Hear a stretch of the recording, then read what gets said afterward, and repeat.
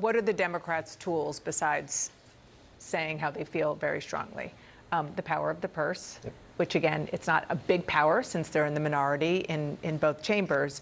But just to kind of rewind the clock a little bit, remember the last time there was a shutdown, the reason it got fixed is because there were a group of Democrats in the U.S. Senate who decided to vote with Republicans to reopen the government. One independent who caucuses with the Democrats is Angus King. Here's what he said about the current moment where we are now. I hate shutdowns. I'm one of the people that helped negotiate the solution to the end of the last shutdown, but I can't vote for a bill that includes ICE funding under these circumstances. Take up DHS by itself. Let's have an honest negotiation, put some guardrails on what's going on, some accountability, and that would solve this problem. We don't have to have a shutdown. Tom Suozzi, who's a Democrat from New York, is in a swingy district there, who also voted to reopen the government last time, said that he made a mistake last time. There is, and Manu knows this better than anyone, as do you, Dana, there is always a group, particularly in the Senate, on both sides, that hate shutdowns and will inevitably be the deal makers, even if we get into a shutdown, that deliver an outcome eventually, at some point when the political kind of temperature starts to lower enough for them to be able to move.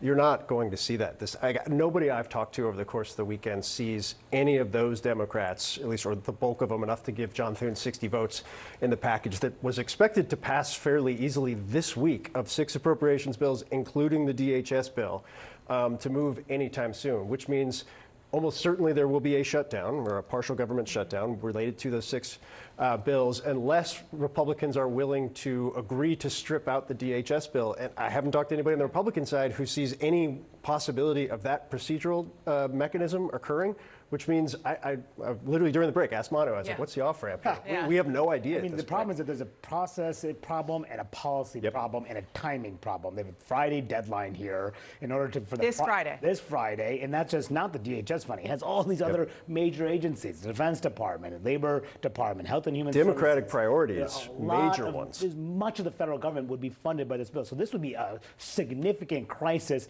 if this is not resolved. And so if they don't reach an agreement on the policy, which just means the ICE and the ICE demands that Democrats are seeking here, then they have to reach an agreement on the process, because any one senator can vote to essentially delay things past the Friday deadline. That's going to be very hard to get all 100 senators to agree to essentially expedite things or change things on the fly. Meantime, the House is out of town. Remember, they are on recess right now, too. So this all is pointing to a very, very damaging shutdown. The change in the Democratic approach in this has been remarkable, because last week it seemed like they were going to let this go. Now they are dug in and they're ready to fight. Yeah, and I mentioned Tom Suozzi. I'm just looking at it again. He voted last week on this current bill, yes, and there were a lot of Democrats who are not happy with him that did it. I just want to, before we go to break, switch gears a little bit. And I want to play something that Tim Walz said yesterday. We have got children in Minnesota hiding in their houses, afraid to go outside. Many of us grew up reading that story of Anne Frank. Somebody's going to write that children's story about Minnesota. And there's one person who can end this now. Anne Frank, Priscilla? Before the shooting that happened on Saturday, remember what news cycle we were in. We were talking about a 5-year-old and his father who were taken to an immigrant detention facility. And the conversation at the time publicly was about children being swept up in enforcement operations that weren't targeting them, but they were swept up in, and them not having any control over the situation. So I think part of that, too, is tugging at the heartstrings, tugging on history, and saying that essentially, Walz, as in most of his remarks, has said, what side are you going to be on when you're retelling? It's a big tug towards history there. But just real quick, your sources on this whole question about funding and a shutdown. Yeah, well, on the White House side, I don't see how they give them the way to take DHS out. That would be sort of a big capitulation for many of the Trump and Republican side. But I do think the politics on this in general are moving in the White House, right? Like up until the past couple of weeks, I think there was a full throttle effort behind the Stephen Miller approach to deportations, to DHS, to funding, everything, right?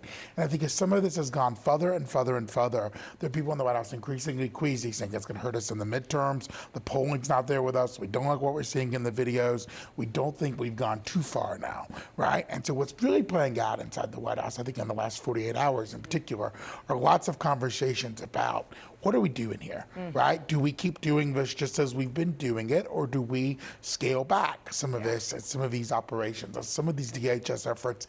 And I think you're going to see that play out over the course of this week with the president involved as well, obviously. Joining me now is Congresswoman Angie Craig, who is running for Senate in Minnesota. Congresswoman, thank you so much for joining me this morning. Let's talk about the aftermath now, which is this new government shutdown threat that the Democratic leaders say that they will block this funding bill if it does have money for ICE. But a shutdown could impact many major agencies, from housing to defense to transportation. So in your view, should Democrats shut the government down over ICE? Democrats cannot keep acting like these are normal times in our country. That's my response to you. I voted against the DHS funding bill on the House floor last week, and I voted against the 3 other bills that were put before me. Look, the levers we have in the minority are few, but this is one of them. And so I encourage my Senate Democratic friends to do whatever it takes to get ICE out of Minnesota. This is a moment in time that history is going to judge every single one of us, and including my Republican colleagues who are complicit in their silence at this moment in time. So that would mean you'd be okay if the Democrats block this bill and it leads to a shutdown. I think we have to pull that lever. That's the lever we have at this moment in time. I mean, are we okay that an authoritarian administration is taking over American cities? Are we okay that our First Amendment, our Second Amendment, and our Fourth Amendment rights under the Constitution are being violated? Hell no, we're not okay. But if we don't take a stand now, at this moment in time, America, look at what is happening in Minnesota. This is coming to a city near you if we don't take a stand now. So I am absolutely committed to holding the line, and I encourage my Senate colleagues to stand the line, hold it, and force Republicans to do what they know is right. An out-of-control ICE is attacking and terrorizing the people of Minnesota, and they're coming to you if we don't stop them here. Congresswoman, how far should Democrats take this? Should you push to abolish ICE? Well, look, we're always going to need border enforcement at the southern border, but we absolutely have to dismantle Trump and Kristi Noem's version of ICE.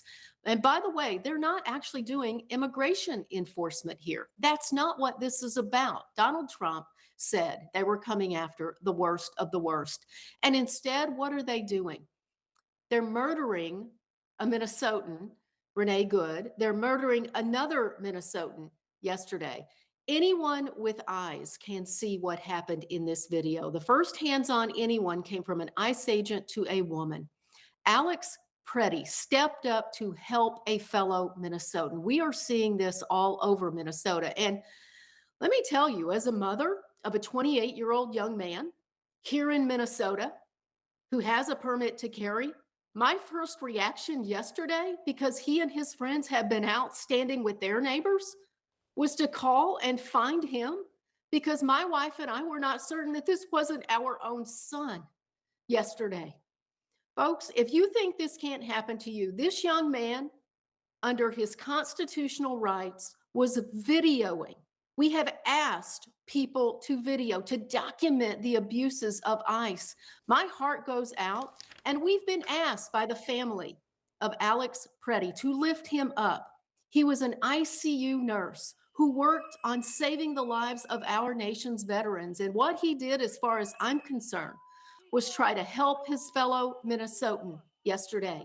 and it got him absolutely murdered by these federal agents. And Congresswoman, you're referring to this as a murder. I was talking to a Minneapolis City Councilwoman this morning who referred to these ICE agents as domestic terrorists. Would you go that far in labeling them as such? Well, look, 2 weeks ago when Renee Good was murdered, I said that this was an out of control, untrained agency. I'm changing my words here today because I think these ICE agents are doing exactly what they've been trained and enabled to do by Donald Trump and this administration. And make no mistake about it, this is not going to help Donald Trump. This is not going to help Republicans. I've had colleagues, Republicans from my congressional district in the State House call me in the last 48 hours and say, my God, we're trying to tell our leadership that this is going to absolutely kill us in the next, metaphorically, of course, in the next election. This is something that Minnesotans are absolutely disgusted by. And I'm not just talking about Democrats. We've got so many libertarians in Minnesota. A third of my district, congressional district, is independent voters. And what they are seeing, the abuses by ICE, the overreach by ICE in our communities is not good for the Republican Party, and it's certainly not good for America.